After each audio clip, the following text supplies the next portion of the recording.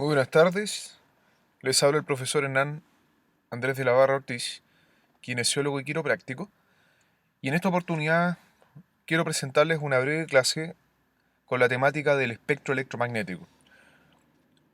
Esta temática es muy relevante a la hora de considerar algunos de los agentes físicos, principalmente cuando hablemos de algunas radiaciones, sobre todo porque las radiaciones tienen particularidades bien específicas, pero que se basan principalmente en los fundamentos que puede proporcionarles la temática de espectro electromagnético. Comencemos nuestra clase entonces. Bueno, en primer lugar, antes de hablar del espectro electromagnético propiamente tal, es importante hacer una definición de lo que es una onda. Una onda se define físicamente como la perturbación en forma de movimiento ondulatorio en tiempo y espacio y que tiene una dirección de propagación. Ahora, en el campo de los agentes físicos vamos a encontrar diversos tipos de ondas. Vamos a encontrar las ondas mecánicas, vamos a encontrar ondas eléctricas y vamos a encontrar las ondas electromagnéticas.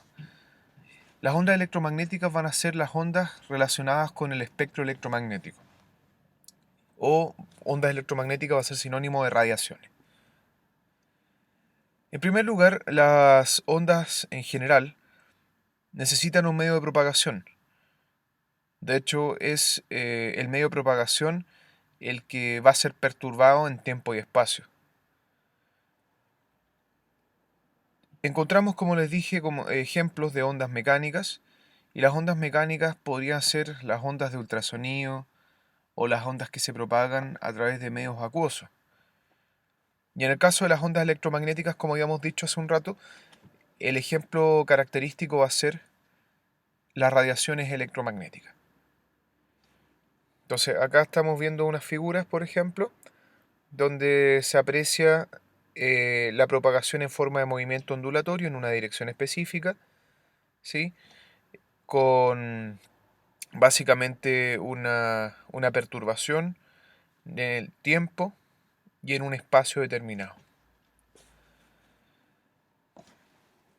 Las ondas las podemos clasificar además en función de la fuerza física que las produce. Entonces vamos a hablar de ondas que son longitudinales, y onda longitudinal es aquella onda donde la dirección de propagación de dicha onda coincide con el movimiento de la fuente emisora. Para este ejemplo tenemos una mano que está sosteniendo una especie de acordeón. La mano en este momento va a tener un movimiento hacia adelante y hacia atrás, y eso va a generar que este acordeón se deforme y va a producir un patrón de ondas. Entonces, la propagación de esta deformación coincide con la dirección o es paralela a la dirección del movimiento de la mano. Estas son las ondas longitudinales. Y como ejemplos de ondas longitudinales encontramos las ondas mecánicas. En algún momento hablamos del ultrasonido, por ejemplo, que está conformado por un cristal piezoeléctrico, que habitualmente suele ser de cuarzo. Entonces la vibración del cristal sigue este principio. Es decir, el cristal vibra dentro de este cabezal y va a generar por su vibración una onda mecánica que se propaga en forma paralela al movimiento vibratorio de ese cristal. Por otra parte encontramos las ondas transversales. Las ondas transversales, a diferencia de las longitudinales, se propagan perpendicularmente a la dirección de la fuente emisora que la genera. Entonces tenemos la misma mano, pero en este caso estamos sosteniendo una cuerda. Ahora la mano se va a mover en direcciones superiores e inferiores, y eso va a hacer que la cuerda genere un movimiento ondulatorio, u onda. Y acá estamos viendo que la dirección de movimiento de la fuente emisora, que va a ser la mano, genera un patrón de onda de la cuerda que es perpendicular, ¿cierto?, al movimiento inicial. Entonces las ondas longitudinales, ondas que se propagan paralelas a la dirección del movimiento de la fuente emisora, y las ondas transversales son aquellas que tienen una propagación perpendicular en relación al movimiento de la fuente emisora que las produce. Un ejemplo, de ondas transversas van a ser las radiaciones electromagnéticas, las que vamos a citar en relación al espectro. Y como ya hemos dicho, las ondas longitudinales corresponden a ondas de tipo mecánica. Las características de una onda, en general, una onda tiene, en primer lugar, pensando en un eje Y, una amplitud. Ahora, esta amplitud puede ser considerada desde el punto neutro hacia arriba o hacia abajo. Esto es lo que se conoce como la fase positiva de la onda, y esto es lo que se conoce como la fase negativa de la onda, cuando tenemos la amplitud por sobre la línea de referencia y cuando tenemos una amplitud bajo la línea de referencia. También la onda se caracteriza por la presencia de las cimas o crestas que van a ser, ¿cierto?, estas curvas que se forman en la zona positiva, y también se caracteriza por la presencia de valles, que van a ser estas curvas que se van a formar bajo la línea de referencia en la fase negativa. Además de eso, encontramos un concepto que es la longitud de onda, y la longitud de onda tiene directa relación con la distancia que va a existir, algunos lo definen entre dos cimas o crestas consecutivas, pero también la longitud de onda podría ser definida como la distancia entre dos puntos iguales en un patrón de onda. Es decir, si yo tomo como punto inicial el comienzo de este patrón y mido hasta el punto inicial del inicio del patrón siguiente, va a ser exactamente la misma distancia que consideraría al tomar las dos cimas o crestas consecutivas. Por otra parte, está una variable que es el periodo, y el periodo tiene relación con la duración de un ciclo de onda, la duración de un ciclo de onda. Es decir, cuánto duraría el inicio, desde el inicio hasta el término para comenzar un nuevo ciclo. Ese sería el periodo. Y por último tenemos la frecuencia, y la frecuencia corresponde a la cantidad de ciclos por segundo de un patrón de ondas determinado. Entonces, longitud de onda, distancia. Periodo, tiempo. Amplitud, eje Y, tiene que ver con las curvas que se forman en las fases positivas y negativas. Y frecuencia, los ciclos por segundo. En general, acá es importante que recuerden que la longitud de onda, como es una medida de distancia, va a ser valorada en función de centímetros, metros, nanómetros, etcétera, todo tipo de unidades de distancia. En cambio, como estamos hablando acá del periodo, el periodo va a ser medido en unidades de tiempo: segundos, milisegundos, nanosegundos, microsegundos, etcétera, etcétera. Ahora, acá abajo aparecen algunas fórmulas importantes que me permitirían eventualmente determinar el periodo y la frecuencia de una onda.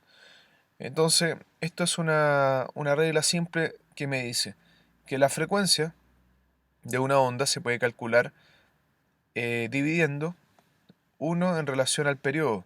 Este 1 hace referencia al segundo, es decir, cuánto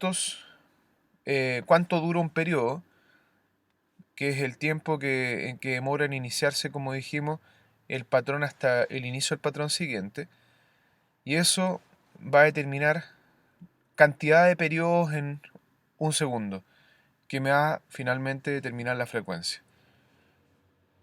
Y en el caso de determinar el periodo, vamos a hacer la relación inversa, es decir, cuánto duraría un patrón, 1 partido por la frecuencia, un segundo de referencia. Ahora es importante que las unidades siempre sean las mismas, porque si estoy trabajando en segundos, el periodo tendría que establecerlo también en segundos. Bien, pero también podría convertir al segundo en milisegundos y dividir esto por un periodo en milisegundos y así. Estas dos unidades tienen que ser las mismas para poder determinar la frecuencia. Lo mismo que aquí. ¿Ya? Entonces es una relación inversa. Frecuencia 1 partido por periodo y periodo 1 partido por frecuencia. La frecuencia, para que también lo recuerden, es medida en la unidad de hercios o simplemente conocida como hertz. Ahora, acá tenemos, ¿cierto?, en bajo prefijos del Sistema Internacional de Medición, donde, bueno, estamos prácticamente acá hablando de diferentes unidades, los teras, los gigas, los megas, los kilos, etcétera, etcétera. Esto son numeraciones que son positivas y numeraciones negativas. Podemos encontrar acá el centi, el mili, el micro, el nano, pico, femto, ato, ¿ya? Dependiendo de la cantidad de ceros detrás de la coma. Ahora, en el caso de las ondas electromagnéticas, casi siempre, y en agentes físicos, las unidades son en mili, en micro y nano. Por ejemplo, en el caso del periodo, vamos a estar hablando de milisegundos, o vamos a estar hablando de microsegundos o de nanosegundos.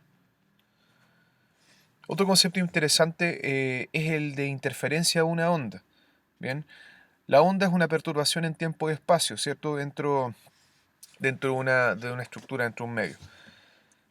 Entonces, por ejemplo, en este caso, la figura A, nosotros vamos a encontrar una onda que se propaga en una dirección. Esta onda está en fase positiva, mientras que encontramos otra onda que se propaga en la dirección opuesta, contraria a la situación número uno, que está en fase negativa.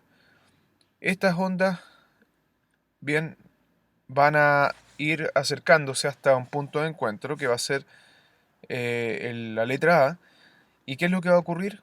Va a haber acá una interferencia, es decir, va a haber un cruce, dando como resultante una línea, una anulación completa y quedando una línea completamente plana en esta relación. Bien, y si se sigue propagando la onda después de haber generado ese punto de encuentro, ese punto plano, cada una va a continuar con su recorrido. Este concepto de cuando dos ondas se cruzan y no coinciden en su fase se denomina la anulación o la destrucción de las ondas, en este caso de las fuerzas en forma de movimiento ondulatorio. El caso contrario, cuando coinciden dos ondas que van en direcciones opuestas y que están en la misma fase, esto va a provocar un fenómeno de amplificación denominado la sumación de ondas. Entonces, podemos tener ondas que coinciden o no coinciden en fase, y esto va a dar como resultantes anulaciones o destrucciones y sumaciones o construcciones de ondas. Este concepto es bien interesante, sobre todo cuando analicemos las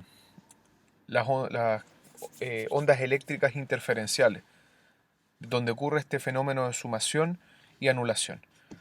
Ahora, acá en los dos ejemplos estamos considerando que la amplitud es la misma, por lo tanto la anulación o la sumación, ¿cierto?, va a ser directamente proporcional a a la cantidad o la amplitud que tengan estas mismas ondas, pero pudiese darse el caso de que tenga una sumación, pero producto de, por ejemplo, que una de estas ondas tenga mayor amplitud que la otra y por lo tanto la sumación en esa situación sería un poco mayor, o bien, por ejemplo, en este caso cuando se cruzan en fases distintas, que la amplitud positiva sea el doble de la amplitud negativa y por lo tanto lo único que va a generarse aquí va a ser que quede la resultante positiva de menor magnitud. No sé si se entendió eso. Repito, si esta onda fuera el doble de la negativa y se cruzan, no se va a producir esta anulación completa, sino que va a quedar una resultante positiva, quizás de menor magnitud, a la que venía en esa dirección puntual, la que venía de izquierda a derecha. Bien, esos son los conceptos de interferencia de una onda, las sumaciones y las anulaciones, o las construcciones y las destrucciones. Bueno, hablemos de las ondas electromagnéticas y hablemos un poco del espectro electromagnético. Bueno, en general, el espectro electromagnético es una clasificación de todas las radiaciones que existen en el universo. Y esta clasificación de las radiaciones contempla algunas radiaciones que van a ser de características ionizantes y otras no ionizantes. Además, las radiaciones electromagnéticas clasificadas dentro de esta categoría denominada espectro pueden ser naturales o pueden ser artificiales. ¿Cuáles son las radiaciones del espectro electromagnético? Siguiendo cierto orden, la radiación del espectro electromagnético la vamos a categorizar ordenadas por frecuencia y longitud de onda. Entonces vamos a comenzar hablando de aquellas que tienen más frecuencia a las que tienen menos frecuencia. Las primeras son los rayos cósmicos. Los rayos cósmicos son los que tienen una frecuencia extremadamente alta y estos rayos cósmicos no se encuentran directamente relacionados en la Tierra, sino que se encuentran en el espacio. Posteriormente a eso encontramos los rayos gamma. Los rayos gamma que se utilizan, por ejemplo, en medicina nuclear, específicamente en el campo de la radioterapia, que puede tener efectos diagnósticos y puede tener efectos terapéuticos. Por ejemplo, en el caso de malignidad, cuando hay tumores o cánceres que se desean destruir a través de la radioterapia. Luego siguen los rayos X, siempre pensando desde mayor a menor frecuencia. Rayos X que se utilizan en imagenología, como por ejemplo para las radiografías simples y también para las tomografías computadas o tomografías axiales computadas. Luego sigue la radiación ultravioleta, y la radiación ultravioleta, bueno, acá no lo especifica la clasificación del espectro, pero tiene tres categorías, siempre siguiendo el concepto de mayor a menor frecuencia. Los ultravioleta C sería el primero, después el ultravioleta B y el ultravioleta A. Después encontramos las radiaciones infrarrojas, perdón, la luz visible, que es lo que estamos viendo acá, los colores. Después la radiación infrarroja, después las microondas, después las ondas de radio, bien, que es una familia bastante interesante, bastante numerosa de radiaciones. Y al final de las ondas de radio, bien, que también pertenecen a la familia de ondas radio, pero están en el extremo más alejado, encontramos las ondas cortas, medias y largas. Bien, entonces esas serían las radiaciones del espectro, ordenadas desde mayor a menor frecuencia. Rayo cósmico, rayo gamma, rayo X, rayo ultravioleta, el espectro de la luz visible, la radiación visible, infrarrojos, microondas y todo esto corresponde a las ondas de radio, donde probablemente, bueno, han escuchado ustedes de las ondas cortas, se encuentran en el extremo más terminal de esto. Ahora, importante recordar lo siguiente. Nosotros vimos hace un rato algunos parámetros de onda. Entonces estábamos hablando de la frecuencia, ¿ya? Y importante este monito. Por ejemplo, en estas dos figuras, ¿cuál es la que tiene más frecuencia? La imagen de la derecha. Bien. ¿Y qué significa eso? A mayor frecuencia, ¿qué va a pasar con la longitud de onda? La longitud de onda va a ser más corta y cuando tengamos menos frecuencia, la longitud de onda va a ser más larga. Es decir, la longitud de onda es inversamente proporcional a la frecuencia. Mayor frecuencia, menor longitud de onda y viceversa. Y lo mismo va a pasar con el periodo, porque el periodo va en directa relación con la longitud de onda, es decir, el tiempo va en directa relación con la distancia que tiene ese patrón de onda. Entonces, periodo directamente proporcional a la longitud de onda y frecuencia inversamente proporcional a la longitud de onda y por lo tanto inversamente proporcional al periodo. Por lo tanto, si estamos clasificando el espectro electromagnético desde las radiaciones que tienen más frecuencia a las menos frecuencia, podríamos preguntar cuál es la que tiene la menor longitud de onda. La que tiene la menor longitud de onda sería los rayos cósmicos. ¿Se entiende? Acá, por ejemplo, no sé, pues estamos hablando de micrómetro, de milímetro, etcétera, etcétera, y ya vamos avanzando de forma positiva. Por ejemplo, acá estamos hablando ya en las ondas medias de kilómetros, las ondas largas, bueno, 1 kilómetro, por ejemplo, ondas medias y 10 kilómetros las ondas largas. ¿Se dan cuenta? Entonces, estas son las que tienen menos frecuencia, pero por lo tanto van a tener la mayor longitud de onda. Bueno, vamos a seguir hablando enseguida del espectro. Acá es importante comentarles que una radiación electromagnética, cualquiera de estas que nosotros citamos, se postula que están formadas por campos eléctricos y campos magnéticos. Estos campos corresponden a energías que ejerce las partículas en movimiento, las partículas cargadas en movimiento. Entonces, el campo eléctrico va a ser aquella energía, aquella perturbación que se va a propagar em, transversalmente al movimiento que tengan las partículas cargadas de una fuente emisora. Y el campo magnético va a ser aquel movimiento ondulatorio, aquella fuerza en realidad ondulatoria, que se va a propagar también perpendicularmente al movimiento de las cargas eléctricas que la producen y que va a ser perpendicular al campo eléctrico. Entonces tenemos campo magnético y campo eléctrico. Ahí, para que se entienda más simple el ejemplo. Eh, una ampolleta, por ejemplo, ¿qué es lo que una ampolleta simple? Está conformada por un filamento metálico que se llama filamento de tungsteno. Y este filamento de tungsteno está unido a dos terminales que en el fondo forman parte de un circuito eléctrico. Por este filamento de tungsteno circula corriente eléctrica, habitualmente es una corriente eléctrica alterna. Eso va generando calentamiento de este filamento, que el filamento en realidad lo que provee es resistencia al paso de la corriente. El filamento se calienta y emite una luz que puede ser más cálida, más fría, pero en realidad esta luz es una onda que emerge de este cristal, de esta ampolleta, y es la que incide finalmente en los fotorreceptores que se encuentran en la retina. Ahora, ¿por qué se está generando esta luz, esta radiación lumínica? Porque este filamento de tungsteno está formado por partículas cargadas. El movimiento de estas partículas cargadas va a estar generando fuerzas físicas que son campos eléctricos y campos magnéticos.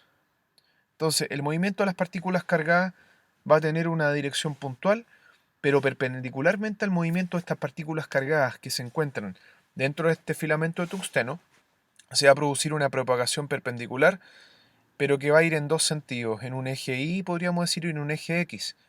Las que se propagan en el eje Y van a ser relacionadas con el campo magnético, es decir, una fuerza eléctrica relacionada con las partículas cargadas, con el movimiento de las partículas cargadas, y por otra parte vamos a tener el campo magnético que va a ser una fuerza magnética en relación a las partículas cargadas. Ahora, acá se postulan dos teorías de cómo estarían constituidas las radiaciones. Por una parte, se habla de la teoría cuántica, y se dice que una radiación estaría formada por fotones o cuantos.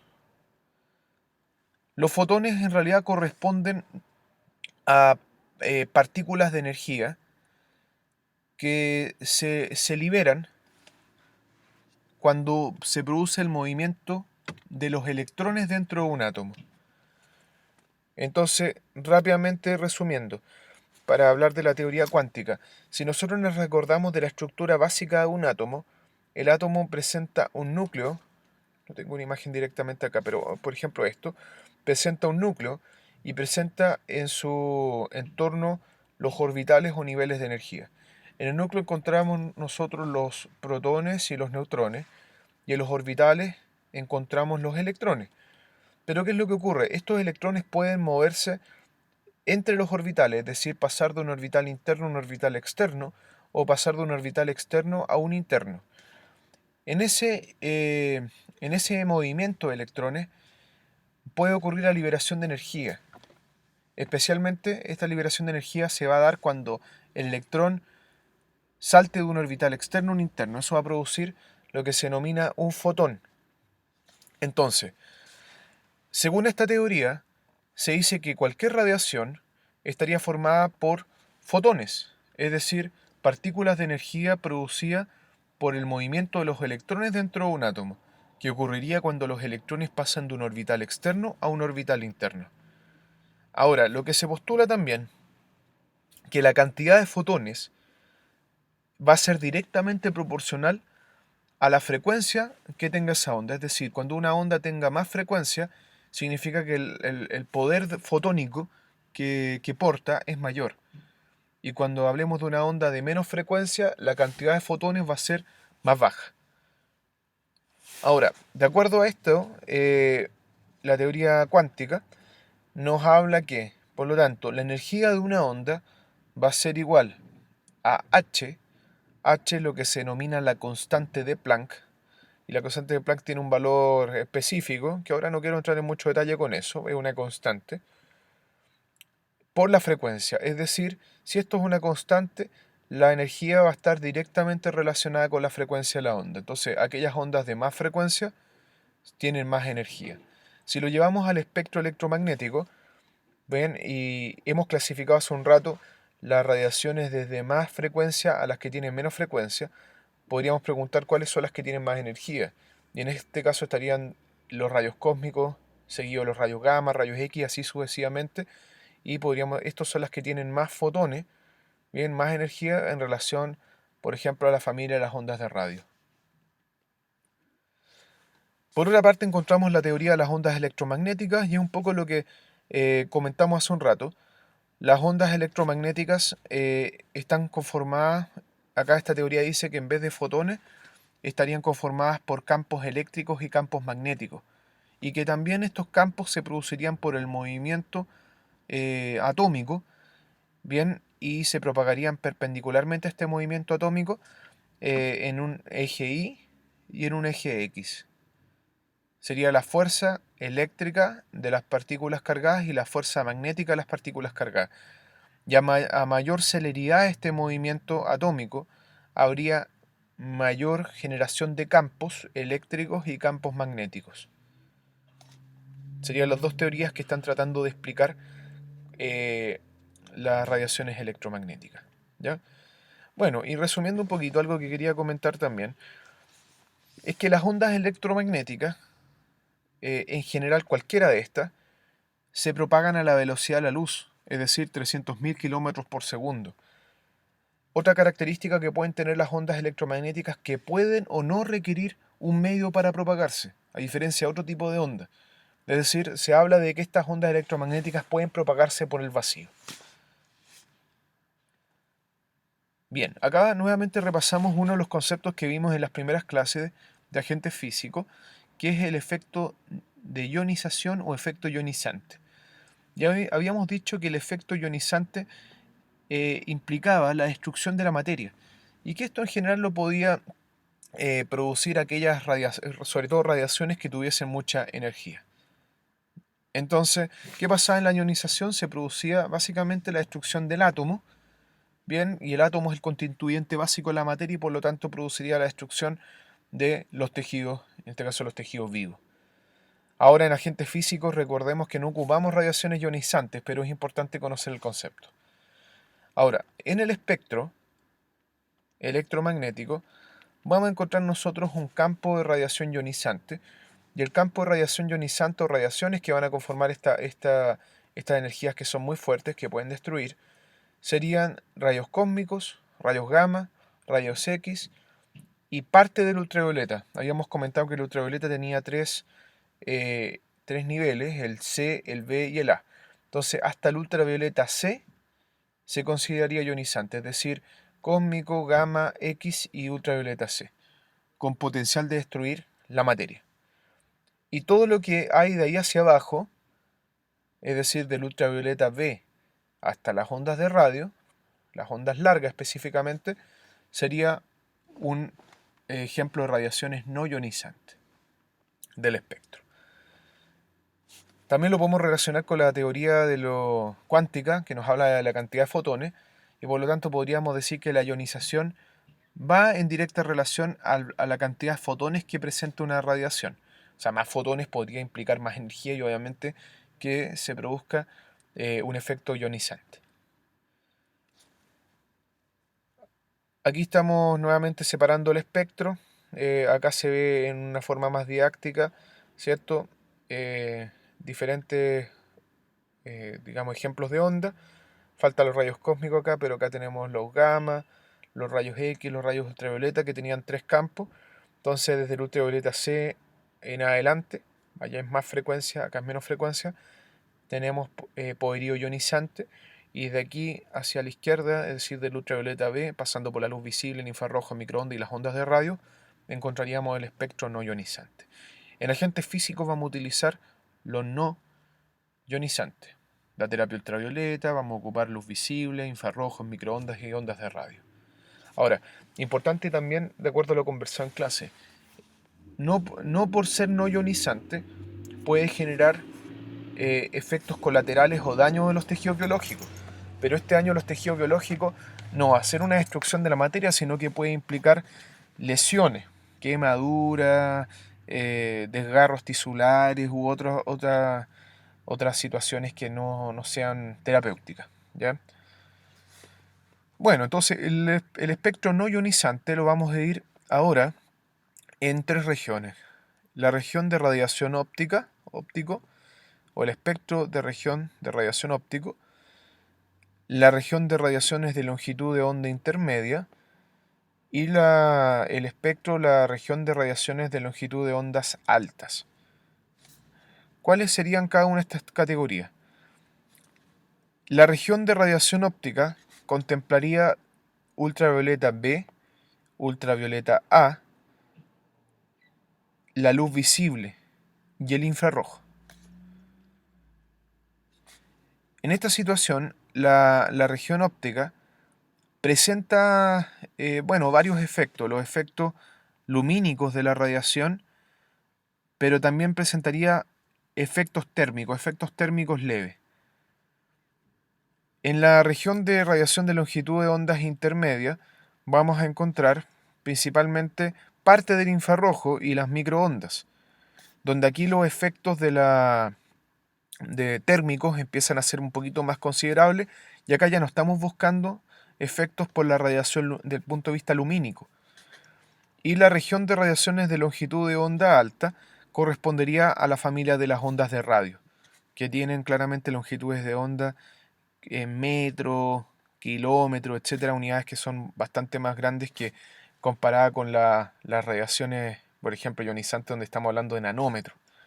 Bien, entonces, resumo, región óptica, acá encontramos UVB, UVA, luz visible y parte del infrarrojo, efectos lumínicos y efectos térmicos, región de radiación de longitud intermedia, donde encontramos también parte de infrarrojo microondas, y acá empiezan a aparecer efectos térmicos, no hay efectos lumínicos, y la región de radiación de longitud de ondas altas, donde tengo un efecto térmico eh, también importante, significativo. Comentarles también que en las radiaciones que pertenecen a la gama óptica, vamos a encontrar el denominado concepto de fototerapia. Y la fototerapia lo habíamos definido en algunas de las clases como el uso de radiación lumínica con fines terapéuticos. Entonces, cuando ocupemos el ultravioleta, por ejemplo, como fototerapia, acuérdense que la terapia con ultravioleta también recibe el nombre de actinoterapia, y que busca a través de esta radiación, pero el punto de vista lumínico, independiente que caliente algo o no caliente, procesos de estimulación celular. Por ejemplo, con el uso ultravioleta podemos nosotros eh, producir vitamina D. También el uso ultravioleta, por ejemplo, se usa en los recién nacidos con niveles de bilirrubina elevados para tratar la ictericia, porque lo que hace el ultravioleta con la molécula de bilirrubina es que la fragmenta, y de esa manera pueden ser eliminadas más fácilmente por el sistema renal. Como efectos o como ejemplos de fototerapia también está la terapia con luz visible, donde está con la terapia LED. La terapia LED, que es el uso de diferentes colores, que algo pueden calentar en realidad, pero como les digo, no es la finalidad. Y se postula que cada color tiene un efecto terapéutico distinto.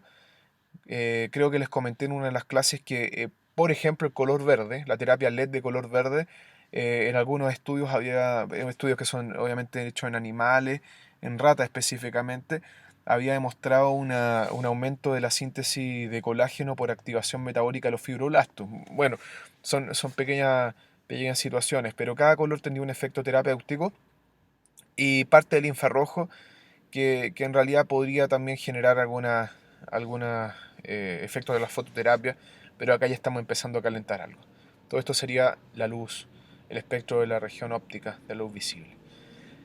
Además de eso, hay una terapia que no está contemplada acá, que es el láser. El láser, ¿cierto? Este acrónimo que nos habla de la amplificación de la luz estimulada por la emisión de radiación. Y el láser se encontraría básicamente en el espectro de luz visible del color rojo y en el espectro de la luz visible, perdón, de la gama de los infrarrojos. Bien, entonces, bueno, cuando tengamos la oportunidad de ver la clase láser, vamos a ver que hay láser que son lumínicos, que se ve la emisión roja, y otros láser que son infrarrojos, donde absolutamente no va a haber digamos, un color, y por lo tanto, aparentemente va a ser como que no estoy emitiendo nada, pero sí se va a estar emitiendo. ¿Ya? Bueno, microondas, la longitud de onda intermedia, acá las longitudes de onda larga, y de aquí, desde parte del infrarrojo en adelante, ya empezamos a tener efectos térmicos significativos. Bueno, acá está nuevamente un poco lo mismo, el espectro, rayos gamma, rayos X, el ultravioleta extremo es el VC, es lo mismo que estábamos comentando hace un rato, cercano va a ser el A y el B, luz visible, en el caso del infrarrojo acá hay tres gamas, microondas, y la familia, todo eso, las ondas de radio, donde por ejemplo estamos destacando las ondas cortas. ¿Por qué hemos marcado todo esto en color verde?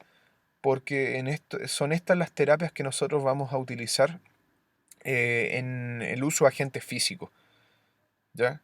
Acá por ejemplo pusimos nuevamente el láser, que destacaría dentro de la luz visible, pero también podríamos prolongar este rectángulo del láser al infrarrojo. Ahí están las técnicas. Primera imagen hace referencia a una lámpara infrarroja que se encontraría dentro del espectro de radiación óptica, que tiene efectos térmicos, quizás no tan potentes como otras intervenciones. La segunda máquina que estamos viendo acá es una microondas, bien, una microondas que ya estamos hablando del espectro de longitud de onda intermedia.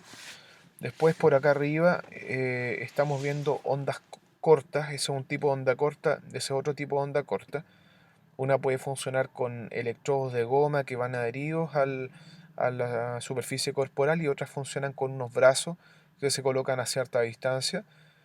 Y acá encontramos, en realidad pusimos un equipo de terapia combinada. Recuerden que cuando hablamos de terapia combinada, como equipo de terapia combinada, es un equipo multifuncional que provee muchas intervenciones terapéuticas. Dentro de esas el ultrasonido, algunas corrientes eléctricas, pero importante el láser. Cuando exista, para que ustedes reconozcan, cuando haya un equipo que tenga o provea láser, se va a apreciar este punto con emisión, ¿cierto? Parece como una especie de sol, dentro de un triángulo marcado en color amarillo. Bien, eso va a ser la simbología del láser. Entonces sabe que el equipo tiene láser cuando está, ¿cierto? Esa simbología. También, bueno, no tiene mucho que ver con lo que pretendo, pero el uso del láser es bien delicado. El uso del láser requiere, por ejemplo, la protección con gafas, tanto del terapeuta como del paciente. Y en el fondo, habitualmente en los equipos existe una llave de seguridad que permite bloquear o no bloquear la emisión del láser. Y esa llave en realidad no está a disposición de cualquiera, sino que esto es bien delicado porque el láser tiene el potencial riesgo de poder destruir por la cantidad de energía que porta las células de la retina. Por lo tanto, podría generar, bueno, desde inflamación a una aniquilación completa de estas neuronas fotosensibles. Así que hay que tener mucho ojo con el tema del láser. Leyes de la óptica. Acá va a ser interesante repasar un poco esto, o también se llaman los fenómenos de la óptica, porque todas las radiaciones electromagnéticas que hemos conversado, que están bajo este campo del espectro, pueden sufrir estos fenómenos de la óptica. Los fenómenos de la óptica son la reflexión, la refracción, la absorción y la penetración de la onda. Entonces, ¿qué es reflexión? En reflexión simplemente vamos a decir que va a haber un rebote, ¿bien? Cuando colisiona una energía, un rayo, una radiación en una superficie. Ahora, ¿por qué ocurre este rebote? Va a ser bien interesante. Si nosotros consideramos esa línea como una línea divisoria entre dos medios, el rebote va a acontecer siempre y cuando el segundo medio presente mayor densidad que el primer medio. Por lo tanto, ¿qué va a implicar? Que la onda está viajando sin ningún problema y de repente se va a topar con un medio mucho más denso y eso va a implicar su rebote. Bien, entonces acá la reflexión incide un rayo, bien, se encuentra con este punto o esta línea divisoria que es una interfase, un punto entre dos medios diferentes, y eso genera un rebote. La primera ley de reflexión dice lo siguiente, que cuando una radiación se entrega con una angulación determinada, bien, se produce una reflexión digamos, del rayo que sigue el mismo ángulo al rayo incidente. Perdón, acá en la imagen estaba viniendo, ¿cierto?, la incidencia de derecha a izquierda. Entonces, por ejemplo, este ángulo de incidencia es voy a inventar, de 50 grados. La radiación incide sobre este medio y se ha producido un rebote también de 50 grados, pero en la dirección opuesta. Esa es la primera ley de reflexión. Y la segunda ley de reflexión dice que si la radiación se emite perpendicular a la interfase que separa dos medios distintos, el rebote va a ser en dirección opuesta al mismo movimiento que ocurrió. Es decir, bueno, si pensamos en la normal y pensamos que la superficie está horizontal, incide el rayo, pero el rebote sigue siempre la vertical. Acá no existe angulación, esa es la segunda ley. Reflexión, entonces, rayo incidente genera un rayo reflejado con igual angulación, y segunda ley de reflexión, el rayo incidente, que coincide o no perpendicularmente con la superficie, genera un rebote manteniendo el mismo eje, pero en dirección contraria. Segunda cosa, hablamos de perdón, acá como ejemplo está 60 y 60, la reflexión. Segundo ejemplo, hablamos de la refracción. Y la refracción hace referencia a que aquí la interfase está separando dos medios de densidades levemente más parecidas. Son distintas, pero levemente más parecidas. Entonces, la reflexión va a ser no un rebote de la onda, sino que la radiación va a atravesar al segundo medio, pero como el segundo medio tiene otras características de densidades, va a cambiar el ángulo. Ahora, el cambio de ángulo va a depender de cuánto es la densidad del segundo medio. Por ejemplo, veamos ese caso. N1 es medio 1, N2 medio 2, y vamos a suponer el siguiente ejemplo. Si N2, bien, es menor a N1, es decir, la densidad del medio 1 del medio 2, perdón, va a ser menor a la del medio 1, la densidad, esta va a ser menor que la del medio 1. Cuando nosotros entreguemos una radiación, se va a producir una refracción, pero una refracción que va a estar generando un ángulo más pequeño, porque este medio tiene menor densidad, y más cercano a la normal. En cambio, si N2 es mayor a N1, cuando tenga este rayo incidente, probablemente la refracción que va a ocurrir va a tener un ángulo aumentado, ¿bien? Y eso, cuando hablo de un ángulo aumentado, siempre en relación a la normal, ¿ya? Va a tener un ángulo aumentado y por lo tanto la refracción, ¿cierto?, va a estar más cercana a la horizontal.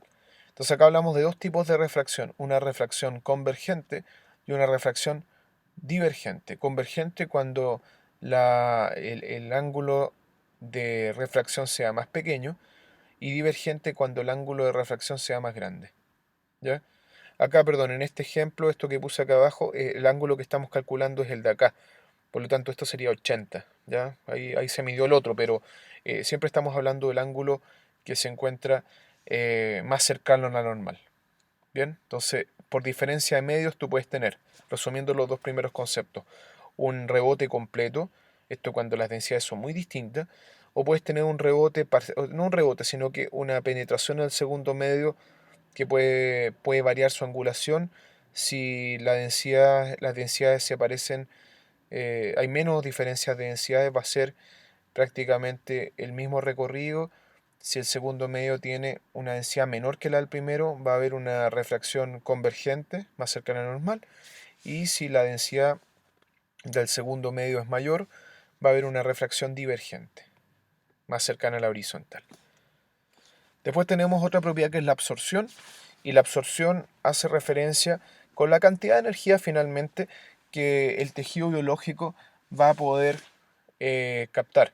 Y esta es una de las propiedades más importantes porque cuando nosotros hablamos de las radiaciones electromagnéticas, lo que estamos buscando es finalmente que la radiación sea absorbida, porque hay un principio que dice que lo que se absorbe finalmente va a ser lo que va a generar los efectos fisiológicos y consecuentemente los efectos terapéuticos.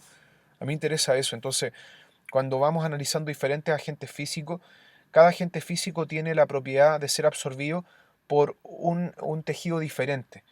Entonces, por decir algo, el láser tiene mejores efectos en los tejidos conectivos, ¿bien? Donde predominantemente existen células que son los blastos o diferenciados, por ejemplo, los fibroblastos, y es el láser que va a tener un efecto mayoritariamente ahí, más que quizá en un músculo, bien, o en otra estructura, cierto, que pueda tener otras características tisulares. Por ejemplo, el caso de las ondas cortas que sirven para calentamiento principalmente, son más afines por los elementos que tienen gran concentración de líquido. En este caso, en el cuerpo humano vamos a hablar de gran concentración de sangre. Y los músculos esqueléticos son un ejemplo de esto. Bien, entonces ojo con esta propiedad, la absorción. Y la penetración tiene que ver con la profundidad que alcanza una radiación dentro de los tejidos biológicos. Entonces no todas las radiaciones van a tener la misma penetración a la misma profundidad. Ya no sé si quedó claro. Entonces los dos primeros conceptos quizás son los más complicados, pero esto tiene que ver por diferencia de la densidad de medio. ¿Ya? Ojo con la refracción. ¿Ya? Ojo con la diferencia de densidades. Si son, el segundo tiene menos, voy a insistir con esto. El segundo tiene una menor densidad respecto al primero. El ángulo de refracción va a ser más chico. Y si el segundo medio tiene una mayor densidad que el primero, el ángulo de refracción va a ser mayor. Y esto es lo que se llama refracción o convergente, cerca de la normal, o refracción divergente. Bueno, algunas leyes que afectan las radiaciones electromagnéticas, que las vamos a revisar: ley de inverso cuadrado, ley de divergencia, concavidad, coseno, la ley de Grotus-Draper, ley de reciprocidad Roscoe-Bunsen, ley de Arnold-Schulz y ley de Wien. Bueno, la ley del inverso cuadrado dice lo siguiente: la intensidad de las ondas de las radiaciones para este caso varía inversamente proporcional al cuadrado de la distancia, inversamente proporcional, perdón, al cuadrado de la distancia. Bien, en el fondo es lo siguiente. Acá nosotros tenemos una fuente emisora. Imaginemos que esto es una ampolleta infrarroja. Entonces, la intensidad que emite esa ampolleta infrarroja va a depender de la distancia.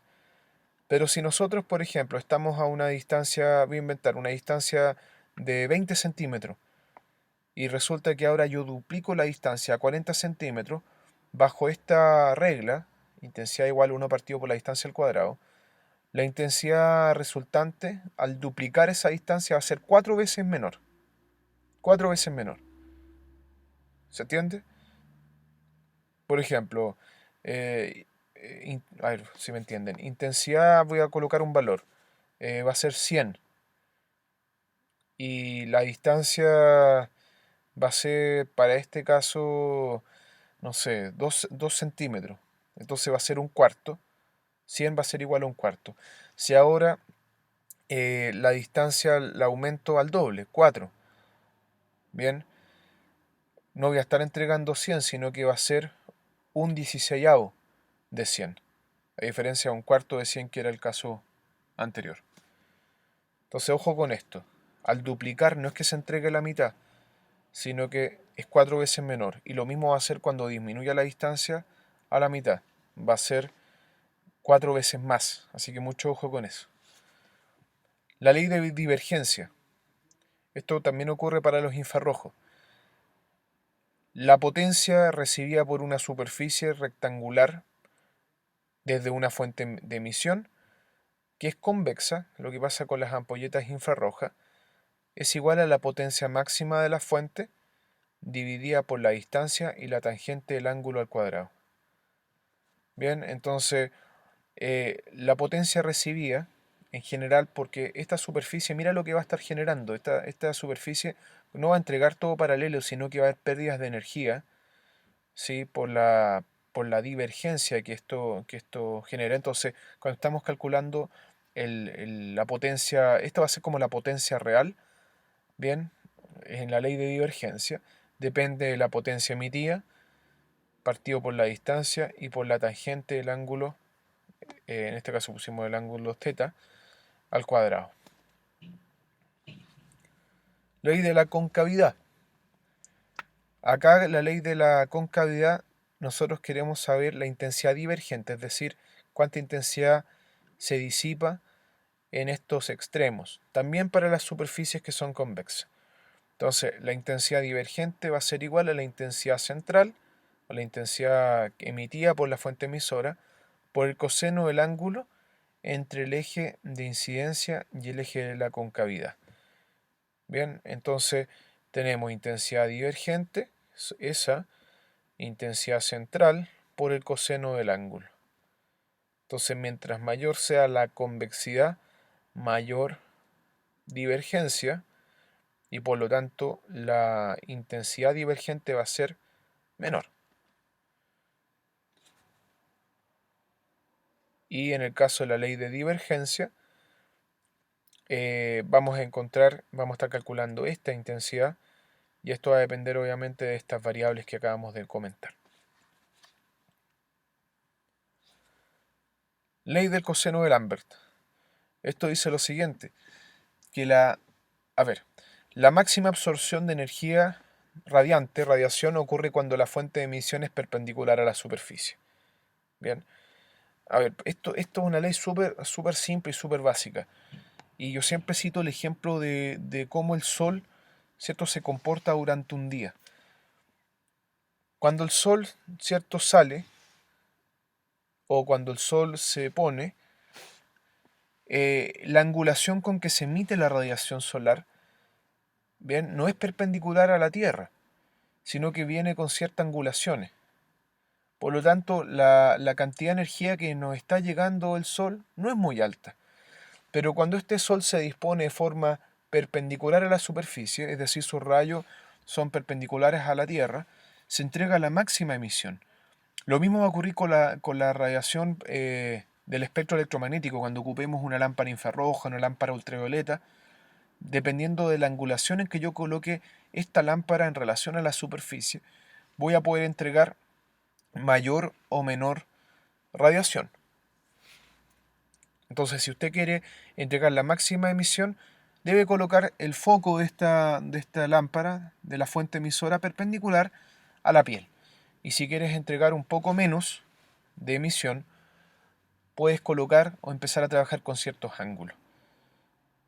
Esto va a ser bien importante porque muchas de estas técnicas, por ejemplo la lámpara infrarroja, yo no puedo regular directamente una intensidad, sino que porque la lámpara infrarroja tiene una potencia estándar, y lo que puede usted hacer es jugar con la angulación, la ley del coseno de Lambert, o también puede jugar con la distancia, bajo la ley del inverso cuadrado. Esas van a ser las formas de generar variaciones con la intensidad. Otra ley, la ley de Grotus-Draper, dice las ondas de distintas longitudes de onda provocan diferentes efectos, estando la magnitud de tal efecto determinado por la cantidad de energía absorbida. En el fondo, el resumen es el siguiente. Acá lo que interesa es que la energía se absorba. La energía absorbida va a ser la que va a producir los efectos terapéuticos. Bien, entonces, cada onda electromagnética tiene un efecto diferente. Bien, cada onda electromagnética va a tener más afinidad de ser absorbida por un elemento, por un tipo de tejido. Y va a ser en ese tejido la cantidad de energía absorbida la que va a provocar un efecto terapéutico finalmente. En cuanto a la ley de reciprocidad, dice que la intensidad y duración de la dosis de energía radiante deben ser inversamente proporcionales. Entonces, por ejemplo, para obtener un efecto en base a una cierta energía, las variables van a ser la intensidad por el tiempo. Entonces, ejemplo, mi efecto con cierta energía es la vasodilatación. Entonces, para provocar vasodilatación, podría trabajar con gran intensidad y con un menor tiempo. Eso es reciprocidad. O al revés, si necesito ese efecto vasodilatador con una energía, podría trabajar con menos intensidad, pero para alcanzar el efecto vasodilatador, el tiempo tiene que aumentar. O sea, en el fondo, el tiempo y la intensidad tienen que ser inversamente proporcionales bajo la ley de reciprocidad. También se llama la ley de reciprocidad de Bunsen-Roscoe o Roscoe-Bunsen. ¿Bien? ¿Se entendió este ejemplo? Bien, esto va a ser bien interesante, sobre todo cuando nosotros trabajemos con radiaciones a alta energía. Quizás ahí no va a ser necesario trabajar por tiempos tan prolongados, sino que lo que vamos a hacer será ajustar tiempos más bajos. Y la ley de Arndt-Schulz, la vamos a leer acá, es un estímulo mínimo necesario para iniciar una respuesta biológica. El aumento de la intensidad de aquel estímulo mejorará la respuesta al tejido, pero si aquel estímulo sigue aumentando, la probabilidad de ocasionar daño también es cada vez mayor. Es decir, yo siempre a mis estudiantes les digo, poca energía, la verdad que puede ser que no provoque ningún cambio, pero a medida que esta energía va aumentando, las respuestas biológicas empiezan a ser más evidentes, pero mucho cuidado porque si uno supera cierta energía, cierta dosis energética, estas respuestas biológicas que ya son evidentes y que están en manifiesto podría empezar a desaparecer y empezar a generarse daños o lesiones tisulares. Poca energía no provoca nada, una dosis de energía correcta sí provoca efectos terapéuticos y mucha energía puede provocar finalmente un daño. Y por último, la ley de Wien. Esta es una ley que se aplica específicamente a los infrarrojos y que señala lo siguiente, que en palabras bien simples, que la temperatura, bueno, Wien la mide en grados Kelvin, sí, da lo mismo eso en este momento, la temperatura provocada en el caso de los infrarrojos por una radiación va a ser directamente proporcional a la longitud de onda, ¿ya? O sea, perdón, inversamente proporcional a la longitud de onda y directamente proporcional a la frecuencia. Es decir, cuando la longitud de onda sea más chica, es decir, más frecuencia, voy a tener mayor calentamiento a expensas de cuando la longitud de onda sea mayor, voy a tener menos calentamiento. Y en el caso del infrarrojo, nosotros dijimos que el infrarrojo tenía tres divisiones, infrarrojo A, infrarrojo B y infrarrojo C. Acá están los infrarrojos. El A es el cercano, el B es el medio y el C es el lejano. Entonces, ¿cuál de estos tres infrarrojos tendrá un efecto térmico más potente, según la ley de Wien? Aquel que tiene una longitud de onda que es más baja. Entonces, como hablamos de las radiaciones ordenadas por frecuencia, acá ya estamos inversamente proporcional a la longitud de onda. El infrarrojo cercano es el que presenta una longitud de onda más pequeña en relación a los otros infrarrojos y por lo tanto sería el A el que calienta más según la ley de Wien. Bien, entonces estas son las leyes que afectan la radiación electromagnética. Inverso cuadrado tiene que ver con las distancias y la intensidad en relación a estas distancias. La divergencia está determinada fundamentalmente para calcular la emisión máxima, la emisión real, considerando las pérdidas en relación a este ángulo. La de concavidad está determinando la intensidad de pérdida, la intensidad por divergente. La ley del coseno de Lambert está determinando la emisión, si es máxima o no, en relación al ángulo de incidencia de la radiación. La ley de Grotus-Draper nos está diciendo del efecto biológico o fisiológico a partir de la absorción de la energía. Reciprocidad nos está hablando de las variables intensidad y tiempo, que tienen que ser inversamente proporcionales. Arnold Schulz nos está diciendo que necesito una dosis mínima para poder generar efecto fisiológico, pero mucho cuidado con dosis demasiado altas porque provocan daño, con dosis demasiado bajas que no van a provocar ningún efecto. Y la ley de Wien nos habla del calentamiento que va a ser directamente proporcional a la frecuencia o inversamente proporcional a la longitud de onda. Para terminar, las radiaciones electromagnéticas se caracterizan básicamente por dos tipos de efectos. En general, estamos hablando siempre de las radiaciones que son no ionizantes, los efectos atérmicos o no térmicos y los efectos térmicos. Cuando hablamos de efectos no térmicos o atérmicos, nos referimos principalmente a aquellos efectos que tiene la radiación propiamente tal por estimulación de procesos celulares. Por ejemplo, la actinoterapia o la fototerapia, más bien, que es la categoría más general, donde se engloba los ultravioletas, la terapia LED con los colores, la terapia láser y parte de los infrarrojos. Bien, no busca efectos térmicos propiamente tal, sino que tienen efectos de estimulaciones celulares, fibroblastos, ya melanocitos, etcétera, diferentes tipos de células.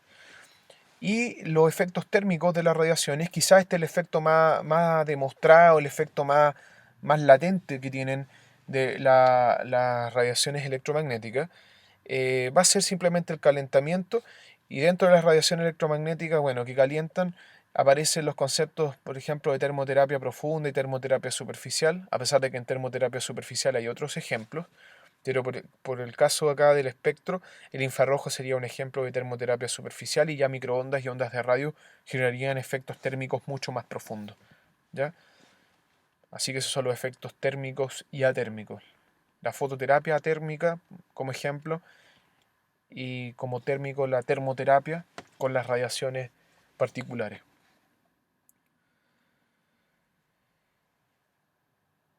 Bueno, y esto último que quiero comentar, esto se aplica fundamentalmente a la onda corta, ¿ya? Principalmente a la onda corta, y puede ser las microondas. Quiero explicar algo acá que quizás no es tan sencillo. En las ondas cortas, a pesar de que va a haber una clase después de ondas cortas en particular, las ondas cortas tradicionales funcionan con dos grandes electrodos, ¿ya? Que pueden ser de goma, como placas que van en contacto, o pueden ser electrodos que son de plástico circulares que van a cierta distancia. Cada uno de estos electrodos tiene simbología. Uno va a ser en el fondo positivo y otro negativo. Lo mismo acá, positivo y negativo. Pero la gracia del trabajo de ondas cortas va a ser que durante la emisión esta simbología va a variar, se va a alternar. Es decir, el positivo va a ser negativo varias veces y lo mismo el negativo que va a ser positivo varias veces. Esto se conoce como alternancia de la polaridad. Ahora, en el caso de las ondas cortas, por ejemplo, la alternancia de polaridad ocurre millones de veces por segundo. Millones de veces por segundo. Entonces, el ejemplo de la última figura que estábamos viendo acá hace referencia a lo siguiente. Acá nosotros tenemos el polo positivo y el polo negativo. Polo positivo, polo negativo, lo mismo. Y quiero que se den cuenta de algo. En las figuras que están a la izquierda viene una polaridad determinada, pero luego en la figura a la derecha cambia la polaridad. ¿Se dan cuenta? Es lo que está ocurriendo en todas las imágenes. Está cambiando la polaridad. Bueno, ¿qué va a ocurrir con los tejidos con carga, los tejidos que son ricos en electrolitos? Nosotros sabemos que las cargas nuestro cuerpo está lleno de electrolitos, principalmente moléculas de agua, tenemos iones, sodio, potasio, cloro, muchos iones que conforman nuestra estructura, y estos iones presentan carga eléctrica. Y como tienen carga eléctrica, van a ser afines a algún electrodo de simbología o de polaridad opuesta. Entonces, cuando está funcionando, por ejemplo, una onda corta, bien, el polo negativo va a tender a atraer a las partículas cargadas positivamente y el polo positivo a su vez va a atraer las partículas cargadas negativamente. Pero como está alternándose esta simbología, ¿qué va a ocurrir? Rápidamente un cambio de dirección. Entonces esa partícula negativa que migraba en un sentido, por ejemplo, va a tender a moverse ahora en la dirección opuesta. Y como este cambio de polaridad está ocurriendo millones de veces por segundo, ¿qué va a implicar?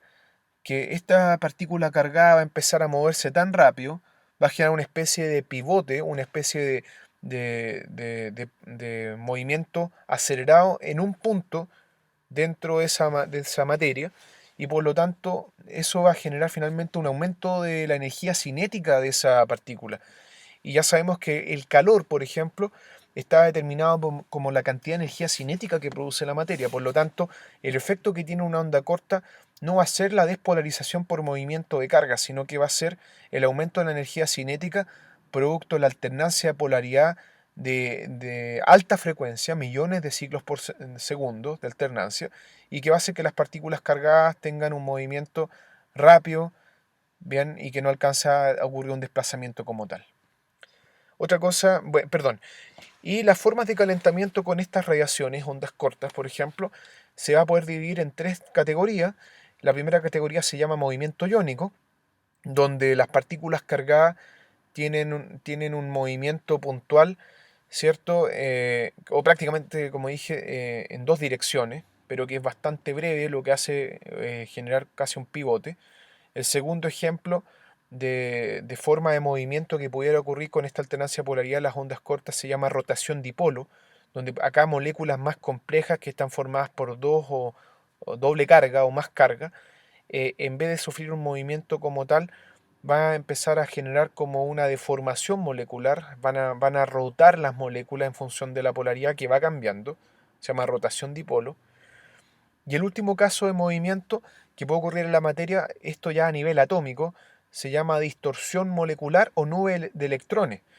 Entonces, acuérdense lo siguiente, que un átomo, como habíamos dicho, pensando en el átomo, está formado por un núcleo, donde están los protones, y los orbitales donde están los electrones. Entonces, el átomo como que va a sufrir un fenómeno de estiramiento.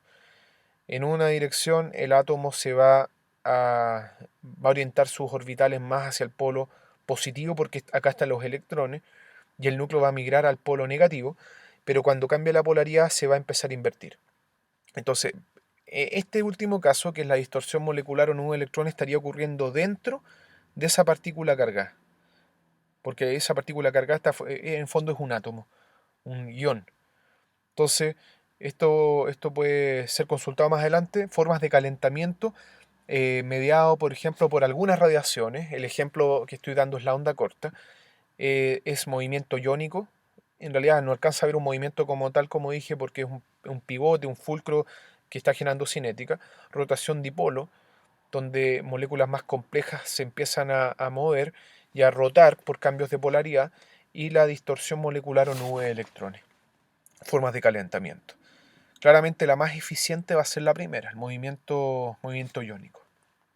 Bien, entonces estos son los efectos no térmicos y térmicos de las radiaciones. Bueno, les doy las gracias por haber escuchado la clase. Espero que hayan quedado algunos conceptos claros. Le invito a estudiar las leyes, sobre todo, que rigen a las radiaciones, para poder comprender después el uso de los agentes físicos que se van a citar de forma más particular en las clases específicas, cuando veamos onda corta, cuando se vea infrarrojo y algunas otras de las técnicas que se utilizan en el ámbito de la fisioterapia. ¿Ya? Muchas gracias y nos veremos en otra oportunidad.